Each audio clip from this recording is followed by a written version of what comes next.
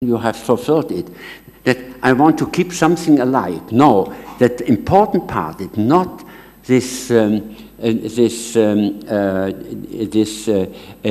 ability to sustain. We should interpret it because there's life here in the thing, that let the living become more alive.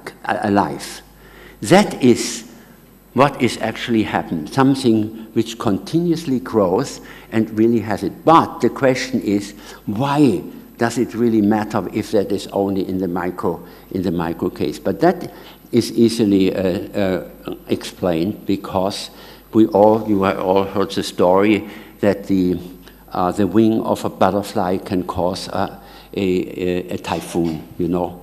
No, it's not that he gets so strong thing. But if you are in an unstable situation, nearly nothing decides whether it falls like this or this, like this or this. And you can actually sophisticate it and go on in this way. This is how we learn. When we stand on one leg, we fall. If we stand on the other leg, we fall too. And then they say, couldn't we cooperate with each other? When I fall, you go in front. And if you fall, I go in front. And then I walk and have a new way of living, which is not connected with energy, because you have to fit energy. But the important part is the decision, whether in which way it goes, is not energetic. So we can understand that the living world is one which needs energy, but the energy is not that what makes life, you know, but rather the sensibility in the background of it. If you're in the unstable thing, you know, I say unstable, that is bad. I want to have something which is good. It is unstable, it's a lacking of something. No, the instability actually is positive. It is the optimum of the optimum of sensibility. The smallest thing, you know, in a way has dramatic consequences. The smallest thing.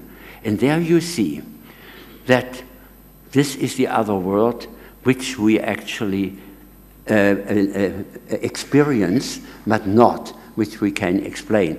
We can, in a way, make models, of course, in this case. No, okay. Now, let me, that is what I always use when I want to explain the sustainability, that I say letting the living become more alive, which is in a way which I always impressed me very much when Albert Schweitzer said, I am life which wants to live amidst of life which wants to live. Everything is included in this case. And also the Taoism, there where I walk, there will be my path. Because whenever you were creative, you create a new dimension and not only a different direction in the same dimension, right? And it has nothing to do with a three-dimensional thing. And that is also very strange for us to understand. But I mean, the one who actually work with computers, you know, they are always very surprised that the computer, as a building elements, they have only two things, 0 and 1, 0 and 1. Or you can also express it, yes and no. And I don't know, it has surprised me that I say, yes, no, no, no, yes, yes, no, no, no, yes, yes, yes, no, no, no, yes, picture. And then something else, yes, no, yes, no, yes, yes, music. You know, that just with the ordering of yes and no's, you can make pictures, you can make the music, you can write your papers and so on. And it needs only that what we call matter is actually nothingness than only yes and no, right? It will be a little bit different than in the physics theory. But you see, when you say, can it be that the connectedness is the starting point and matter is then the consequences? If you have two lines, you know, one like this here and this line like this here, where they cross it, get the point, and that is where something like a matter then comes to the surface, right? But it is, so to say, the secondary thing. The first one is only being connected. And I emphasize that because it means the definition of life is, it is in both cases creative. The creativity is there, diversity. There are not two things in the world who are identical, right?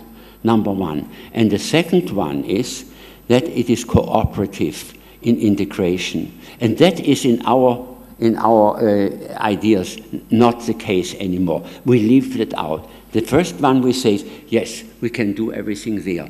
But it is important to realize that in the background we are not really disconnected, because there is only one big thing. You know, we call it God or whatever you do. It better not you call it God, because then you talk about something where you are actually a part of it. But I mean, everything is, so to say, creative. So we have actually a situation which is very interesting and explains many things which we actually know. Now I hurry now, because I want to tell you a little bit about our trouble which we have. That is, so to say, the first one. That, I mean, that is the mafia method, which we in a way say it's the best way to get rich very much. Or we will understand that, right? That, I mean, robbing is very quick, you know, takes very little effort, a little bit, you know, what he used, I mean, to find that the key and so on, right? And that is what we do, but we shouldn't be surprised that at the end, I'm saying, now, where is something which I can rob? It's not there, and we are there. Fossil fuels are going to zero in this case, but the other one is actually the following one, that if we use too much energy, which we get from the fossil fuel, you know, we get it out, then the nature, what we call environment, but which is actually the whole things, collapses, because, I mean, this balancing is a very complicated kind of things. And if we throw something in and say, we do not wait till the sun energy is there, we just put it in. We are much too much fast in order to put it in. And this leads to a collapse of the guns, for the guns biosystem. And I cannot tell you that now, how one quickly can calculate that, what it means in this case. How close we are there, where the biosystem is at the border to collapse. It is not only the weather and so on. That is actually the top of the problem. That is not really the whole thing, an important thing about it.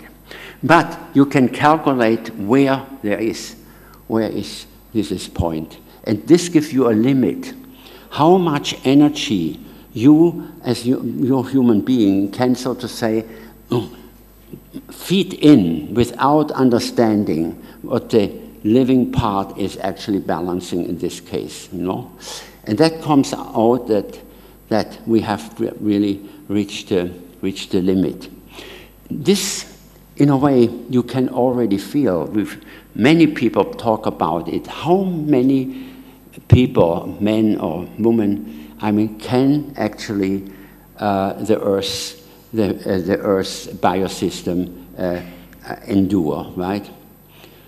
And then you say we have now 7 billion people. Is that already too big? Many say, well, it's pretty close and so on, right? This is not really the point.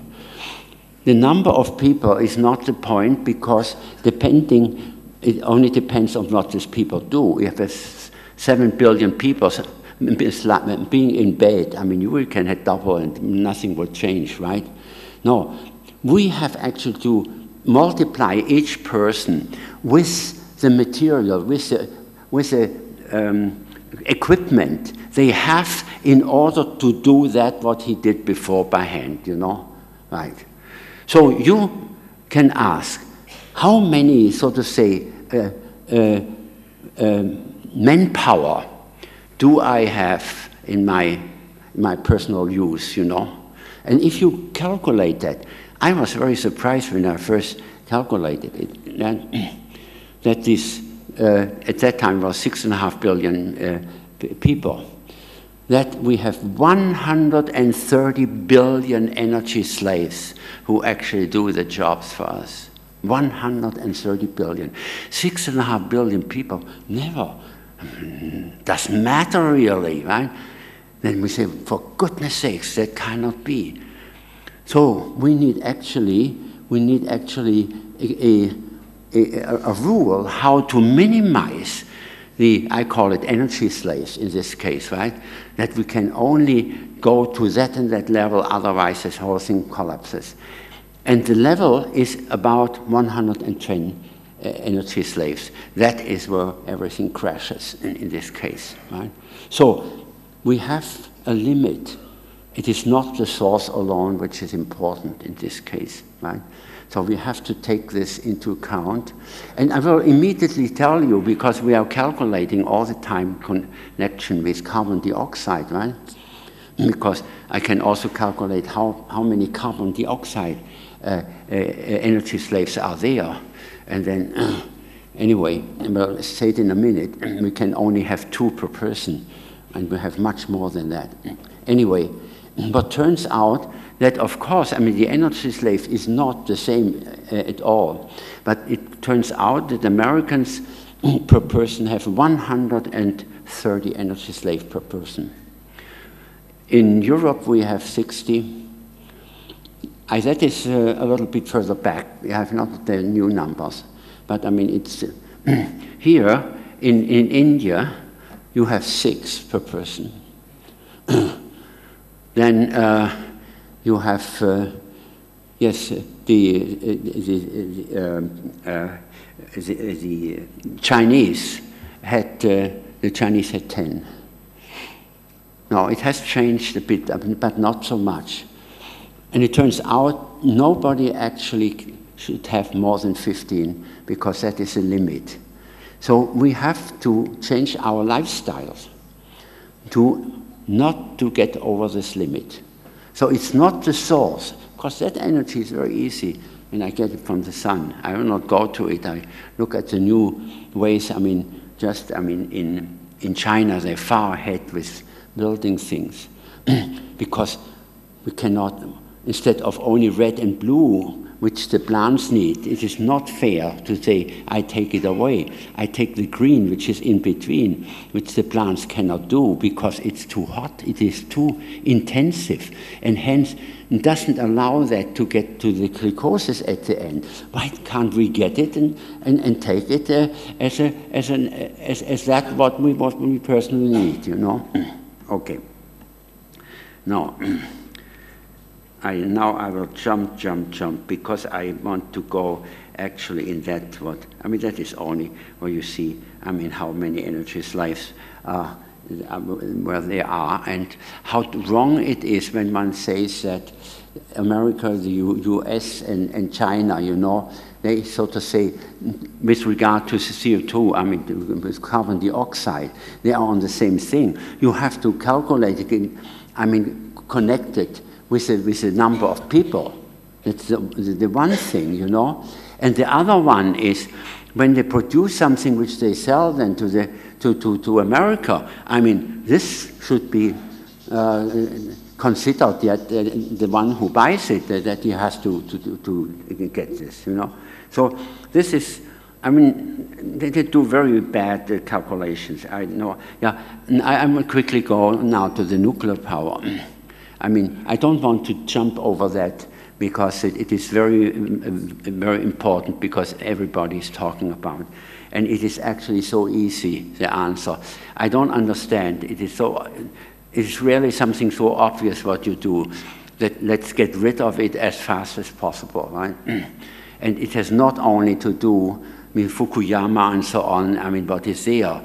But as such, let me quickly go through that, because you see that I'm actually, when it came up in Germany, it was in the middle of 1990s, 1975. So that is the time since when I actually said, I mean, get rid of that, right? So I'm not going. Now, the reason is, it should be absolutely clear to everybody, right? That we should not, as human beings, have equipment which, in the worst case of failure, lead to an effect which is unacceptable, right? It has not to be only energy, nuclear energy in this case, right? Now, already there, they say, what do you mean by unacceptable? Unacceptable means, for example, because many say, well, I mean, we have to take risk if we do something about it, so why not, right? And we make it pretty safe. I will say something right away. I said, yeah, but we have to take risk. I say, of course, that's fine, but it has to be acceptable. It has to be acceptable. Yes, of course, I will do that. I said, look, I mean, if you do Russian, what is that? Russian, yeah, on your own head. Okay, I say, go ahead. Yeah? But if you start with your children, grandchildren, that you say they have, in a way, to carry out or get into the stuff, right? So, I mean, unacceptable means if you have an advantage or something which goes beyond this one generation, that has to be something which is not only to say, I mean, it is safe, we have calculated only 1/1,000,000th of or so, it is a chance of that. You should, I have looked at all these calculations. I mean, look, I mean, you just laugh about what they say, it is exact and so on. You have to be rather, how should I say, you don't understand, you have not much imagination. If somebody has more imagination, of course he sees much more the insecurities. But we have built a lot of big accelerators and so on, and we know, of course, when it starts, it doesn't work at all. You know, 1,000,000, many people say we have to wait 1,000,000 years before, I mean, it happens. No, it can happen tomorrow. This probability is not a way of calculating. If you say, I need 0 and not any like 1, you know, you just cannot do it. You can also check what actually has happened, you know. I immediately said, now, tell what really happened. Was it in that line of people said, we have thought about everything which was possible? None of the things which happened were actually thought of, you know. Which is not actually meaning that you say you are stupid or so. It is just very, very complicated. And many people believe to make something more secure, you need more of apparatus in order to do that. If you are not happy with foot stopping, yeah, because if one doesn't work, breaks, yeah. With 2 brakes, you say, I better put a 3rd brake in. It comes a point where the 3rd one is actually in the way of the others. There is something in between where making it more complicated makes it less safe, right? So, but that is not really the only thing. But I mean, for me, it is sufficient, because I don't want to give to my children and grandchildren something when I say, okay, I got through, you know, and the rest, I mean, you have to see, in particular, because, I mean, there are other things you have to take into account.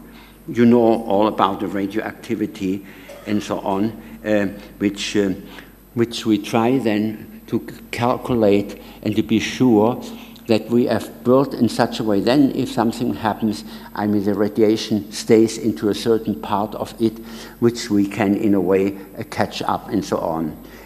But we have seen that all what happened was actually a super GAU. I mean, GAU is actually the limit which one had in mind. I mean, up to that, we can make it sure, but over it, we cannot. It is always a super-GAU because the idea, I mean, your imagination of the human being is just not enough. So it is very clear that that is not really very good. But for me, actually, the worst part is that the civilian and the military use is very close together. Everybody believes if I have only a reactor, you know, and I've promised no bomb and so on. I mean, this is nonsense. It's nonsense because what comes out at the end, you know, the waste, that is plutonium. Plutonium is worse than actually uranium-235, you know.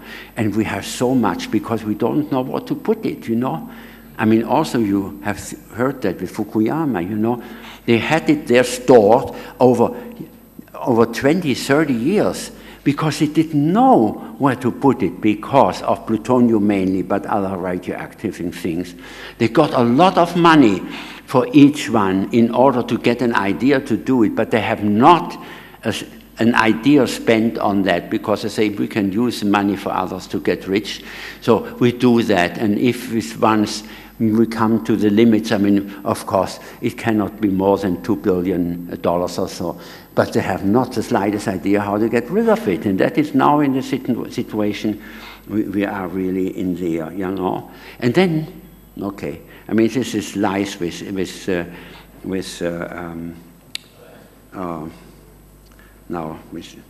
Middle East. No, anyway, what they say, they want to build bombs. That, you know, what is it? This country, not Iraq, Iran. Iran. It is terrible. How many lies in there when you look into that? You know, they have a reactor they built and actually got it in Germany, the reactor, right? Right? Now, everybody knows that a reactor, a modern reactor, needs enriched uranium. That was only at the beginning. Canada still has its old reactors, but the modern ones need 3 or 4%.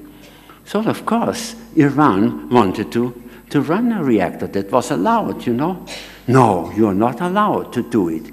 Why? Because you were building bombs. We have seen that you enrich uranium. Why? Because the French want to give them to them, and the Americans said, no, you are not allowed to.